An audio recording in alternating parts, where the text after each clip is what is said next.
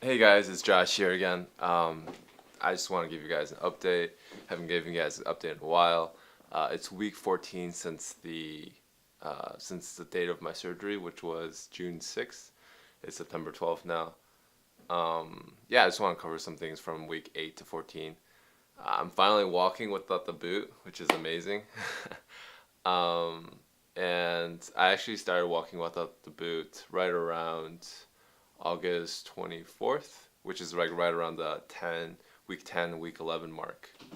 Um, when I started walking without the boot, my doctor instructed me to start walking with shoes with a heel lift in them, and I mean I had to anyways because like I realized when I started walking without my boot, like my tendon was already like pretty stiff anyways, so the heel lift like alleviates some of that pressure and some of that tightness in your Achilles tendon, so it's easier to walk. Even with the heel lift though, I still had a limp in my walk, so I definitely favored my right leg, which is my good leg. So yeah, you'll like you for you guys going through this, you'll probably struggle through that as well.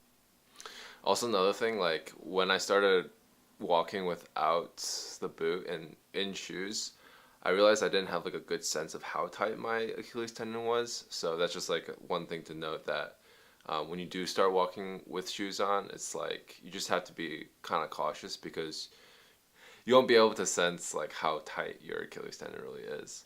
My doctor advised me to actually keep my boot around, like not just throw it away and toss it into the trash can. Um, I didn't throw it away. The reason he told me to keep it around is because in case like I'm walking in like big crowds, or in case I'm like gonna walk on uneven terrain, just to have the boot there just in case. So rather than like ever wearing the boot, I just avoided big crowds and uneven terrains. So right now the doc told me to do some heel lifts exercises. So I think that's what I've been doing in the past as well, just to keep doing those. And I do those every time I get a chance, like when I'm waiting in line, when I'm like brushing my teeth, when I'm like standing at my desk. I just do some heel lifts. And I've gradually gotten to the point where I can do it without like holding onto something and without favoring my right leg so much. In addition to that exercise, my doctor told me that I can also start doing some elliptical, and also doing some biking, but just to make sure that I favor the front of my foot rather than the end of my foot. So for the elliptical machine, that means like putting your foot at the front of the footrest, and then for a biking, that means biking with something that has pedal straps. Um, so this is what my scar looks like right now. I don't know if you can see it right now.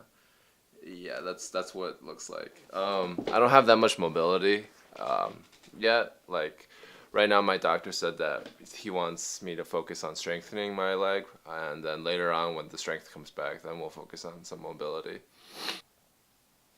So also wanted to just let you guys know things that I've learned.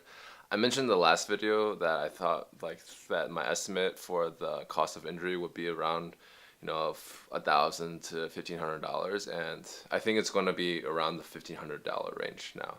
That includes like the surgery, the ultrasound, the miscellaneous things that I had to buy because of the injury. It's going to total to be right around $1,500.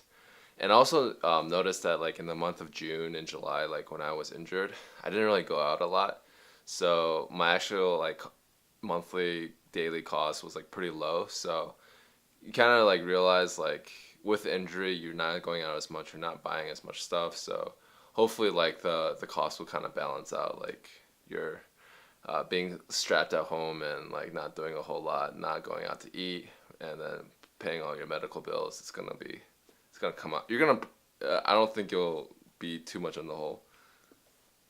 And then like yeah, the last thing, the thing that I want to like reiterate, again from my last video to this video, and things that I've like heard time and time again from other people who have gone through this injury, and from my doctor again, is that just to take it easy, take it slow, don't rush this recovery.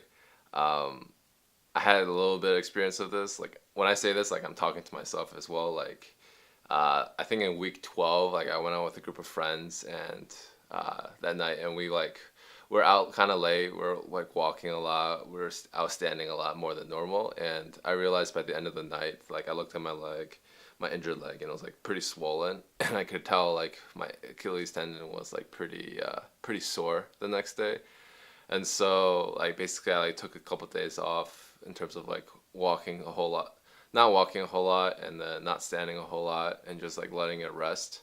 And then eventually like the swelling came down. But then yeah, I just like was real like remembering like yeah, not to push this recovery, not to go too fast. And um yeah, my doctor also reminded me that my doctor also told me that in weeks like 10 to 12, like that's when most re-injuries happen, and that's because like your calf muscle is weak, yeah, your injury is still kind of healing, your Achilles is still kind of healing, so that's like the time to be most cautious. So yeah, I would just advise anybody who's going through that process, just like take it easy, don't do anything drastic, don't do anything too crazy. Yeah, well, thank you for listening. Thank you for watching. If you have any questions, please comment them in the comment section below. If you like this kind of stuff, if you want me to update you on a regular basis, like weekly or semi-weekly or monthly, just like hit that like button, hit that subscribe button, and I hope to see you in the next one. All right, thanks. See ya.